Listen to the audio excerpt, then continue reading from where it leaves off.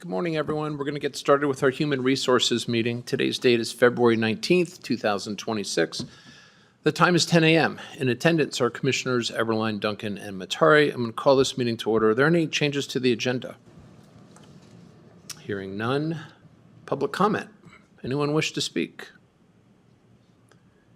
Hearing nothing. We'll move on to our first business item, temporary overtime policy. It's with the Sheriff's Office, and I have Undersheriff Brett Nelson, but Captain Smart's here.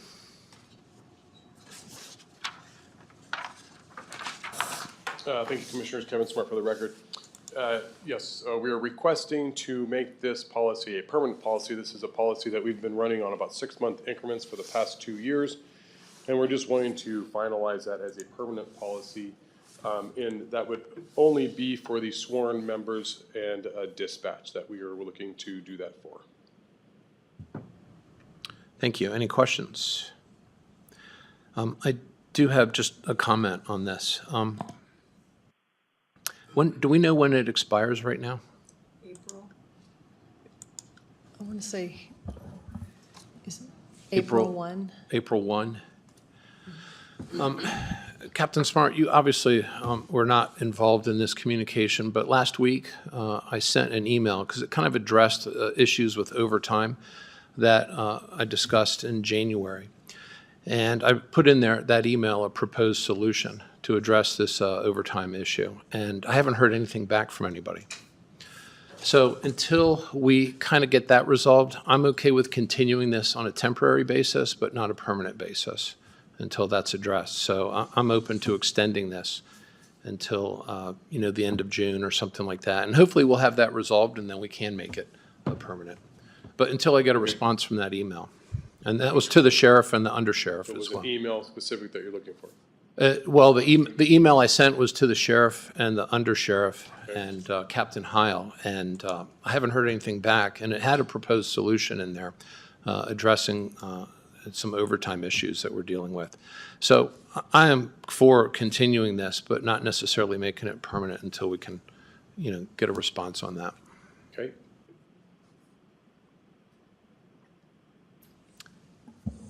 Thoughts? Well, continuing it as it's been or continuing it as it's proposed, because the proposed is taking out comp time.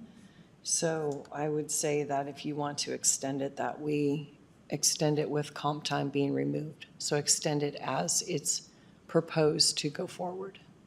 As proposed? Yeah. Yeah, that's fine. Commissioner Eberline? So June 30th, July 1? Yeah, that's fine. Okay, I'll take a motion. I move that we extend the temporary overtime policy, the one that's been presented, to July 1, 2026. Second. Commissioner Eberline? Aye. Commissioner Duncan? Aye. Chair Matari? Aye, motion carries. Thank you, Captain Smart. Next up, item 2, higher duty pay request. This is with our coroner's office and Dr. Duke Johnson.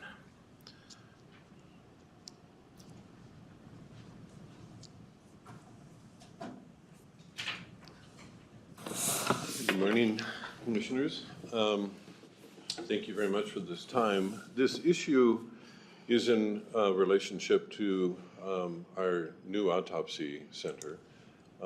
Thank you again for accepting the contract from the medical examiner on Tuesday. We performed our first autopsy this morning, so it was rather rapid and quick turnaround time.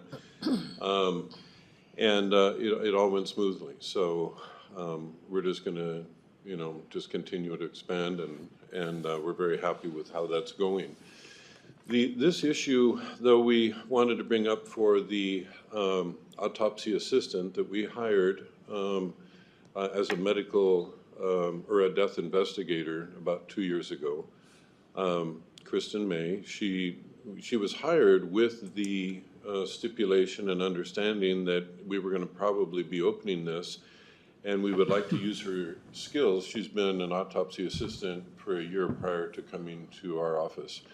And so we we wanted to acknowledge that she's a little bit in a dual role of not only full rotation with death investigator, but on those times where she is helping out to assist, like in the autopsy this morning, we thought that it would be appropriate to acknowledge those skills and perhaps provide some additional remuneration, not excessive, but yet she does save us the cost of an employee and another employee.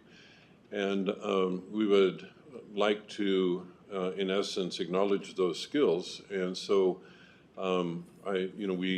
that's the whole purpose of this meeting, to try to figure out, and my desire would be for it to be really simple.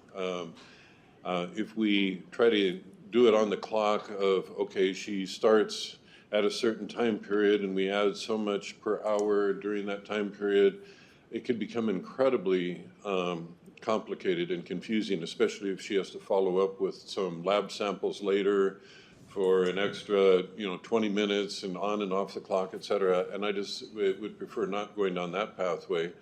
What we were thinking would be to make it simple, that she's just given a little bit extra per autopsy case. Now, to give you some idea of what that normally involves, she has to do about an hour of preparation prior to the autopsy to get the body ready for the medical examiner to come in and perform it. She takes pictures, she obtains samples, she helps with opening. I don't want to be too graphic here, but I mean, in other words, she does literally assist during the autopsy and assist the medical examiner.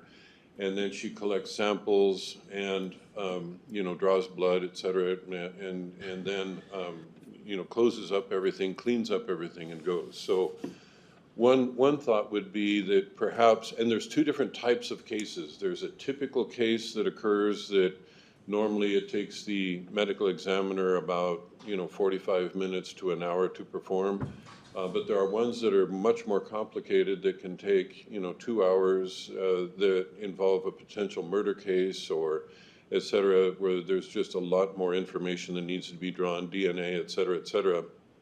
And so we were thinking that perhaps somewhere in the neighborhood of providing just $30 per case, because she is already getting a salary on top of her income for a regular autopsy, and then maybe $50 for those longer cases, and it would just be easy to keep track of, but we'd also be providing some remuneration. We perform about 70 in a year. We're anticipating that number to increase because the prices we were able to negotiate are prices that are less than what we were paying Spokane. And so at this moment in time, it's really hard to estimate where our finances are going to be because we're treading brand new territory here. So it's really hard for us to be real accurate, but we would not be surprised if some of the surrounding counties will be sending their cases once we prove our stability and our ability to perform this well. And in light of that, as if that number grows, we're going to get to a point where she'll be too busy for us, and then we will have to hire an autopsy assistant at that time. And I think that what it'll be able to do is come close to probably paying for itself because of the money that we're paying our medical examiner now compared to what we were paying Spokane for each case. It's hard to estimate, hard to know, but that's kind of the idea of us using her as long as we can, as long as her schedule allows, as long as she's able to, but at least providing some remuneration in the interim. Thank you. Questions?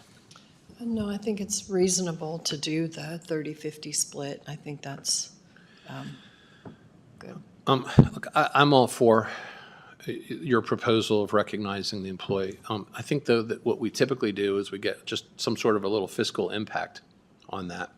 I also think that it may be, we may want to just consider just making it a higher duty rate as a regular rate and not necessarily base it on the number of autopsies, only because if we do a few, she'll win. If we do a little more, then, but it becomes easier, I think, for payroll as well.